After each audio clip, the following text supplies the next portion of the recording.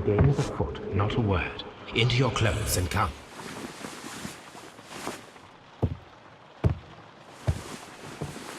I'll wait for you in the sitting room. I've just received a note from Inspector Lestrade, a letter from the suburbs. He is in need of my presence. Whenever he has asked for my assistance, it has always turned out to be entirely justified. I fancy that every one of his cases has found its way into your collection. Yes, they all seem worthy of... However, I regret your fatal habit of looking at everything from the point of view of a story instead of a scientific exercise. Oh, Holmes, you... I beg your pardon, I digress. It would be much better to examine this letter than to try to convince you.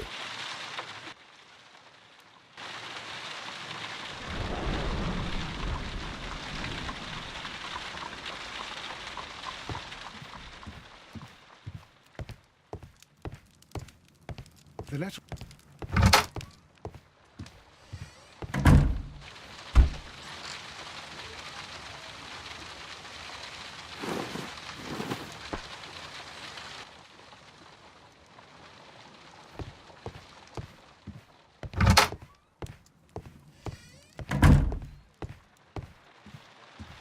The letter is on the table, Holmes. You should take a look.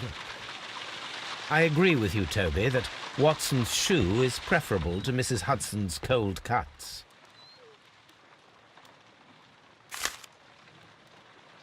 I can tell from Lestrade's handwriting that he was in a hurry when he wrote this letter. A wax seal with the monogram E.B. The Brackenstall family coat of arms.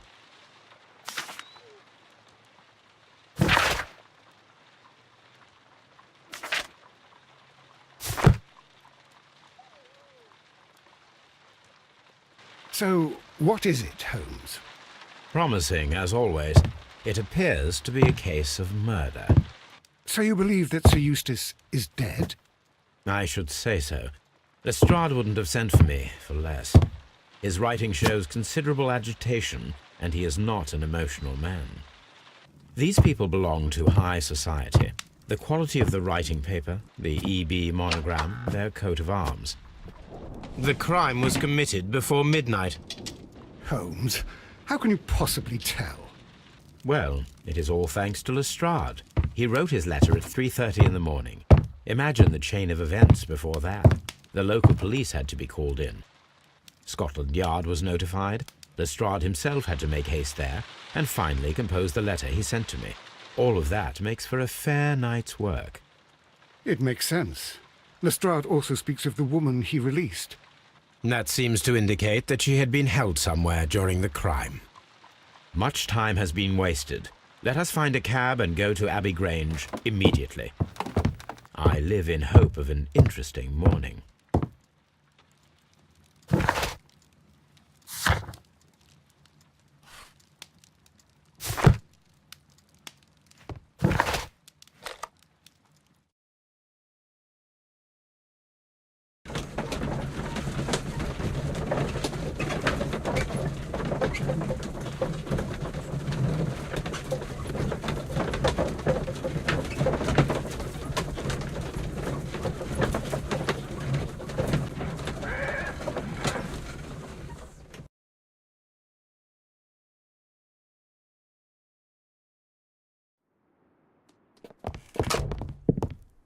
Ah, Mr. Holmes and Dr. Watson, here you are.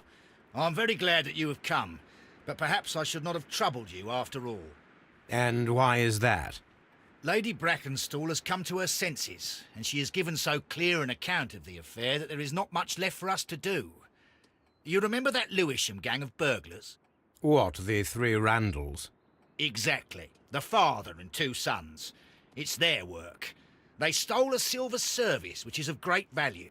Sir Eustace Brackenstall is dead, then? Yes. His head was knocked in with his own poker. A violent act of aggression. Yes, the poor lady. She has had a most dreadful experience. She was assaulted and tied to a chair. But I think that you would best see her and hear her account of the facts. She's in the morning room with her maid, Teresa Wright. Where is the body of the deceased? In the dining room. We haven't touched anything. All right, I'm going to examine it. Very good, Watson.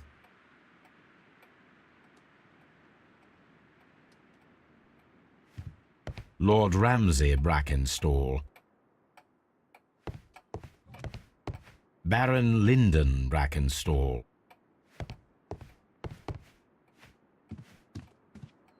Lord Brigham Brackenstall. Lord George Brackenstall. Sir Warthen Brackenstall. The Brackenstall family seems rather austere.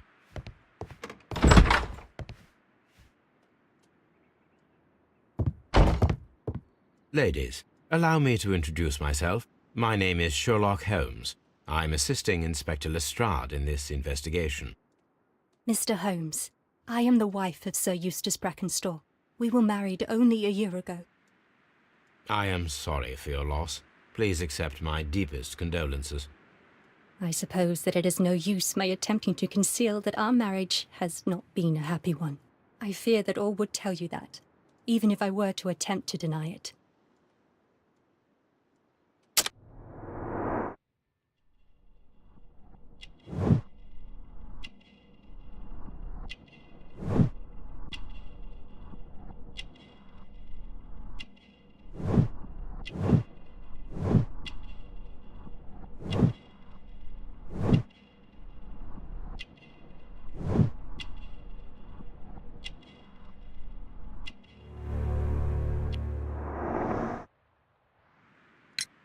Can you describe to me the events of yesterday evening? Is it really necessary? I have already told Inspector Lestrade all that happened. Yes, madam, it is. I will tell you then. Sir Eustace retired about 10:30. I sat in this room until after 11, absorbed in a book. Before I went upstairs, I entered the dining room to fetch a candle and... oh God. Please, go on. As I approached the French window, I found myself face to face with an elderly, broad-shouldered man who had just stepped into the room. Close behind the first man, I saw two others. One of them struck me a savage blow with his fist and felled me unconscious to the ground. And then? When I came to myself, I found that they had secured me tightly to a dining room chair. It was at that instant my unfortunate husband entered the room. He fought with the intruders? Yes, I think he had heard them, for he was holding his stick. But they were three, and he eventually succumbed. One of them, the elder one, struck him a terrible blow with the poker. I fainted once more. When I opened my eyes, they had withdrawn. Then my brave Teresa came to my assistance. Did these three villains steal anything? Yes, I found that they had taken the silver from the sideboard, but you can see for yourself in the dining room. You mentioned that your marriage was not a happy one. Was there anything specific that was troubling you? He was not a nice man when he was drunk, and he suffered from dark moods, but nothing else. The bruises on your hands are at least 1 week old. Your husband caused those bruises? Oh, do you... Yes, he did. He was very angry at the time. Out of control. Again. Sir Eustace was a drunkard. To be tied to such a man for life is worse than death. Your ladyship?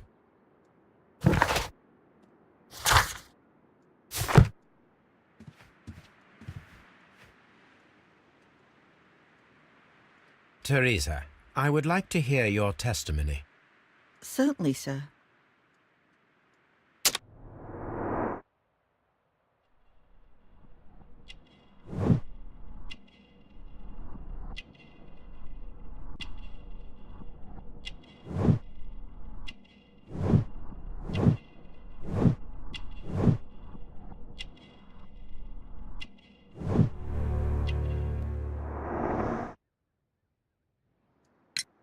As I sat by my bedroom window, I saw three men in the moonlight down by the lodge gate. But I thought nothing of it at the time. Oh, if I'd known. And then? I went to bed, and it was more than an hour after that I heard my mistress scream. And down I ran, to find her tied to the chair and him on the floor with his head smashed. That's all I know.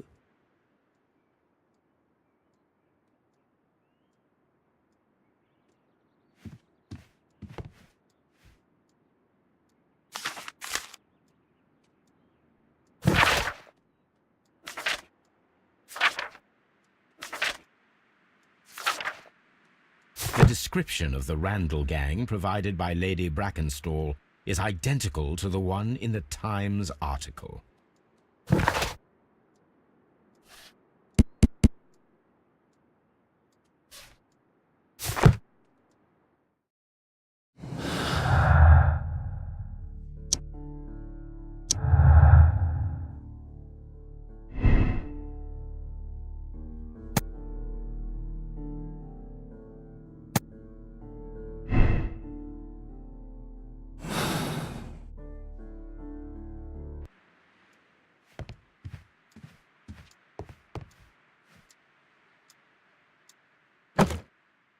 This photograph of Lady Brackenstall and her maid Teresa was taken at a port, but which one?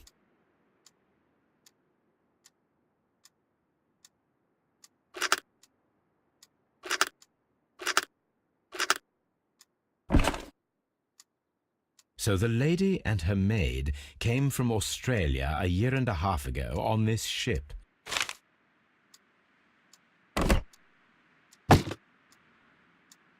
A trapper's hut.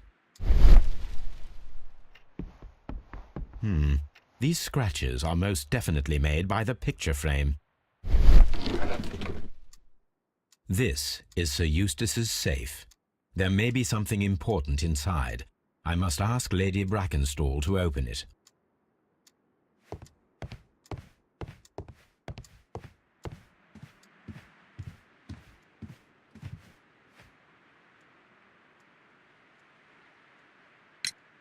Lady Brackenstall, could you open this wall safe? No, it is my husband's safe. I do not know the combination. We have to open it. Your ladyship?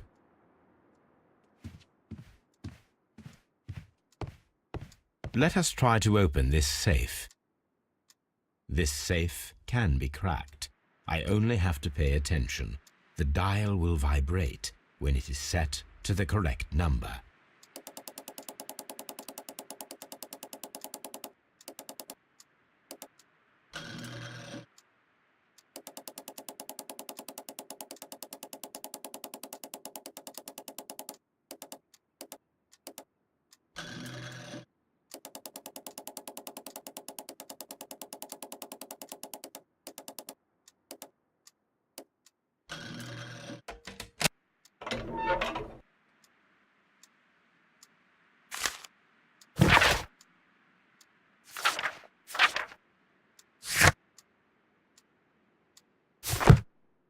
It is common practice to keep one's valuables in a safe behind a painting. It should not really pose a challenge for a criminal.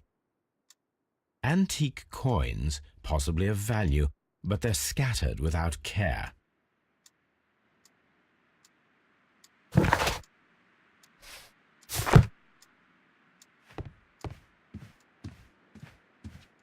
Oh, what a horrible thing to have happened.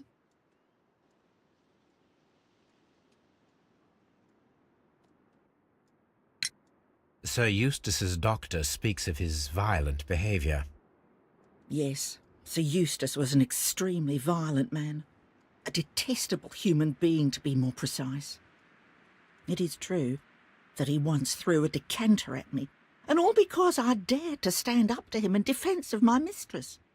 Sly devil. God forgive me that I should speak of him so now that he's dead, but a devil he was, if ever one walked the earth. We met him only 18 months ago. She'd only just arrived in London. Yes, it was her first voyage. She'd never been from home before. Wonder with his title and his money and his false London ways. If she made a mistake, she has paid for it, if ever a woman did. She doesn't have any friends here, so it was specially hard for her.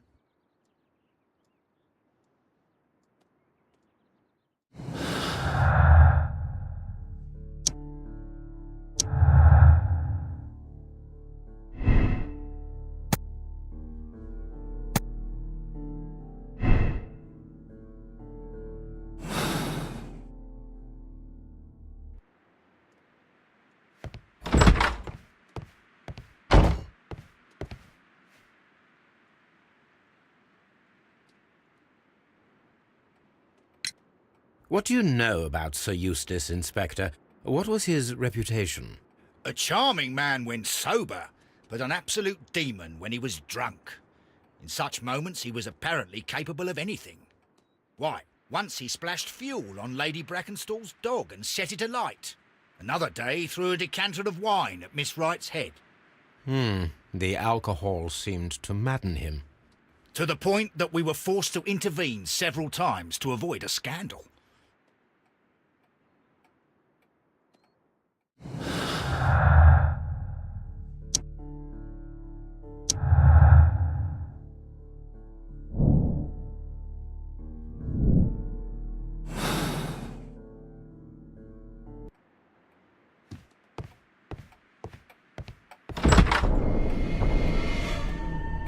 You should examine the body of Sir Eustace Brackenstall.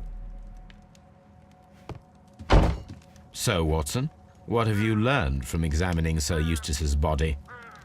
Well, I can confirm that the death was instant. Sir Eustace was facing his attacker when he received the blow to his head.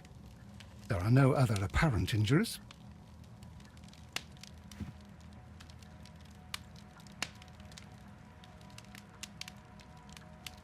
The head was cracked with the force of the blow. That must be the murder weapon. Barefoot, he had therefore been in bed and did not have time to fully dress. Quite a large stick, a formidable weapon.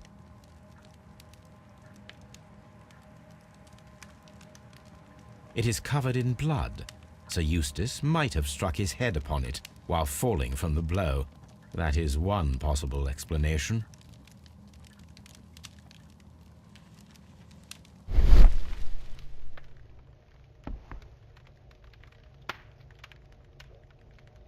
It appears that the bell rope was cut by someone taller than me.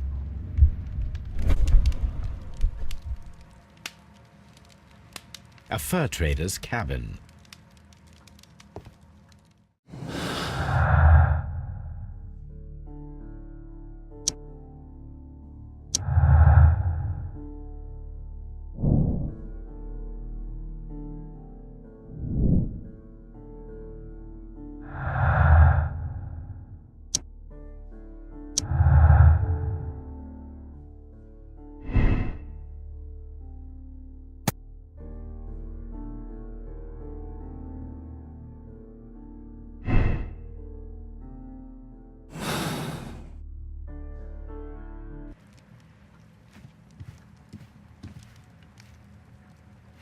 A fur trader's cabin. A deer hunt. This door leads to the upstairs bedrooms. Apparently the criminals did not venture there. A hunting scene. These wine bottles are expensive and mostly from France. A bottle of wine is missing here. An empty silverware box. It appears that the intruders have stolen the contents. This candlestick is valuable. It is interesting that it was not also stolen. The criminals did not thoroughly ransack the house. They only took a little silverware.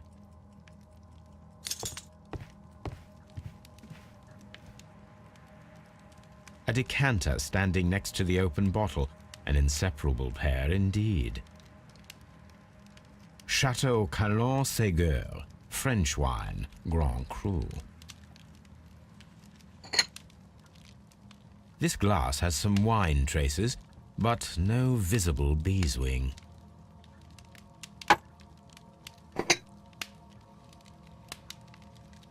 There is beeswing at the bottom, as if the wine had not been decanted before being poured.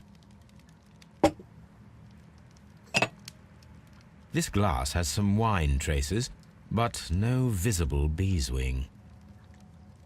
It is rather strange that only one of these glasses has dregs of beeswing inside it, while the other two are clear.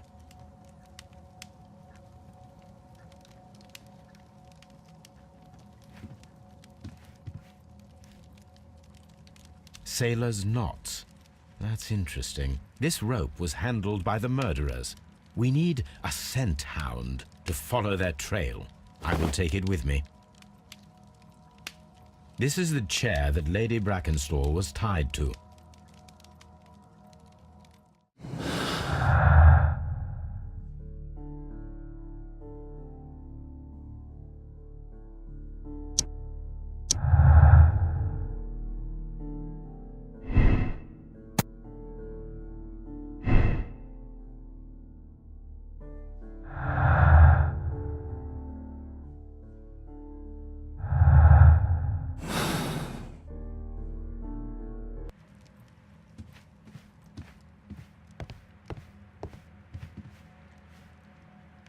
Antique hunting weapons.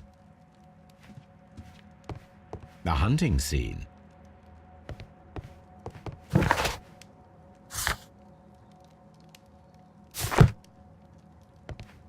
The death was instant.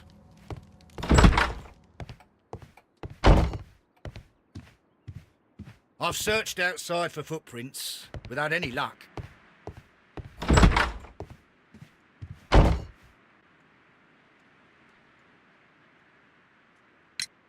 There are 3 glasses on the dining room table. I was wondering if... Oh, I forgot. When I came to myself the first time, each of them had a glass in his hand. They might have been a father and his 2 sons. They talked together in whispers, and then they left. Your ladyship?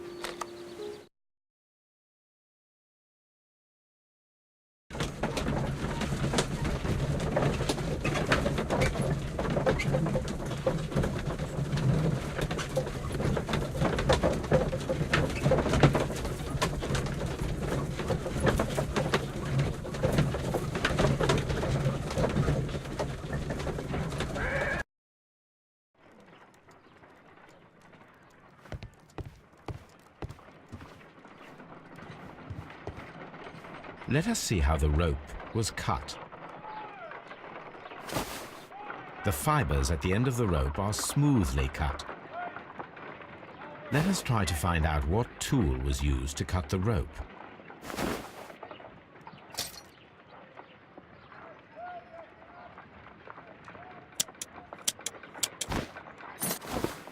The fibers from this cut appear to be different.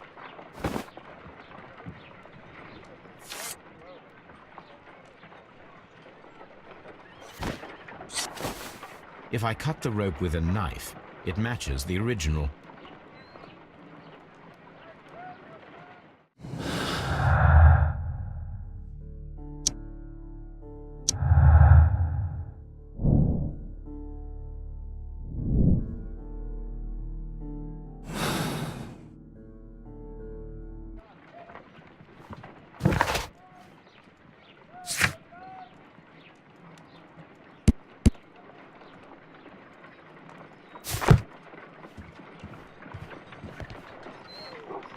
Come on, Toby. We need the best nose in the British Empire on this case. Someone should take Toby for a walk.